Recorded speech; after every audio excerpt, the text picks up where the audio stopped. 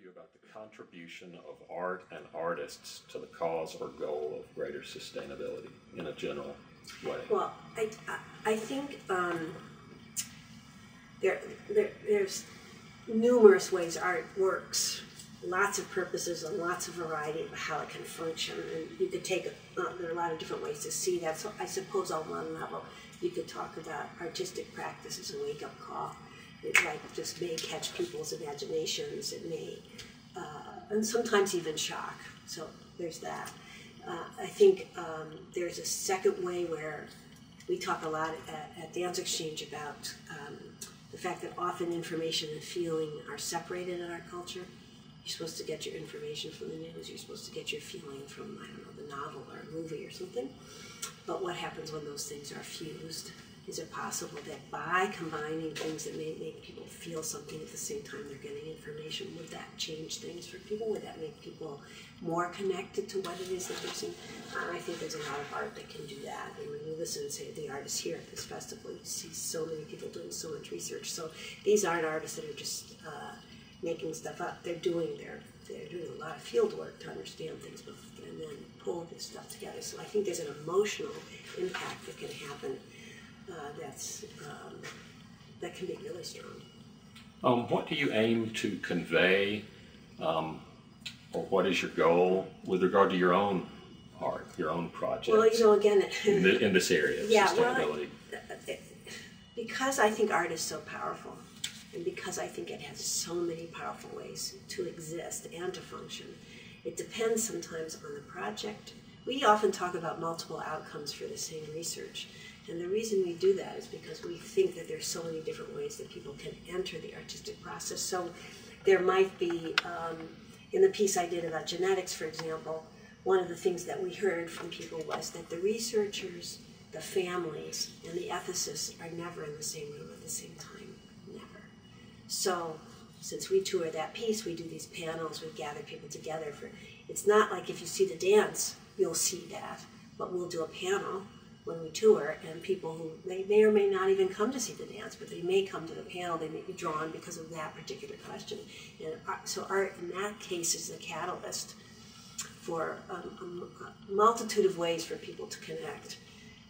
During this past few years, we've been doing quite a lot of work with scientists, and one of the ways I've kind of teased a little bit about it is to say that, in this period of time, Pluto stopped being a planet. And actually, people have a lot of feelings about that. It turns out people feel for Pluto. It's the little one. They made their little galaxies out of salt or whatever when they were growing up. People have feelings about that. And I like to ask, so where in this culture do we get to work that out? Where do we get to think these things through? We used to think maybe church, but I don't think it's happening so much at churches. Maybe there are synagogues. I mean, in religious settings, you used to have, that might be a place where you can work through some of these changes, maybe schools, but for a lot of adults, there's not, and maybe reading the morning newspaper, whether you read the paper or online, maybe, but I think that art, it can be one of those mediating places. And, but not only in performance, like you come to see a performance of ours, you might get that, but you might get it more because you take a workshop, because we have let's say we do a workshop and we'll have a scientist and an artist co-teach the workshop, so we can try to draw the artist and the scientist together in that moment to have, so if we keep replacing where the art is happening, what the nature of the experience is, there's always a performance event in our case that's driving us, but it's not only performance where we expect to attract people and to have some of these things take place. Expanding perhaps just a little bit on what you were just talking about, I wish you would comment on what your view is of the relationship between science and art on sustainability. Is it a simple or a complicated relationship? What is it? I would say first, just in the general, there's a lot of relationship between science and art.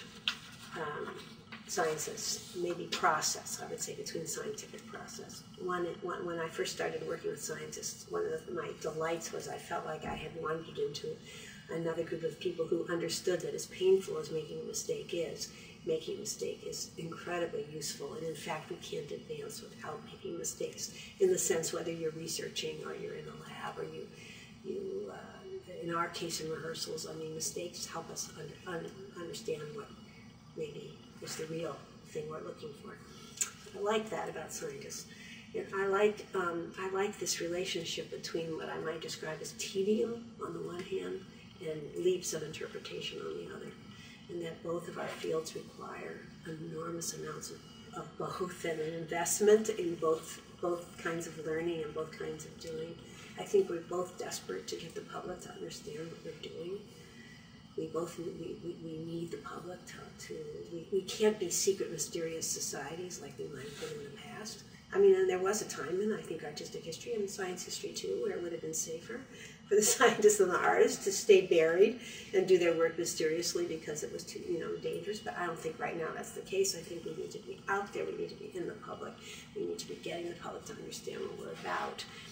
And in that case, we both need these kinds of processes for engaging, which may not have been part of our, like I wasn't trained when I was growing up as a dancer to engage the public other than in performing, but none of this other stuff was part of my education. That was all stuff I had to develop. So that's the sort of the general picture. The relationship to sustainability, this is a really interesting thing to me, and it's grown on me over these last 3 days, and also because I've been spending some time with Bob Ferris and I've gotten to learn more. But it strikes me that on one level, thinking about sustainability as an environmental issue alone is a mistake. It isn't only about the environment. The environment is maybe the thing that we can focus around, but sustainability requires such personal change and such a personal I want to say like a reorientation, maybe to history, but especially to the future.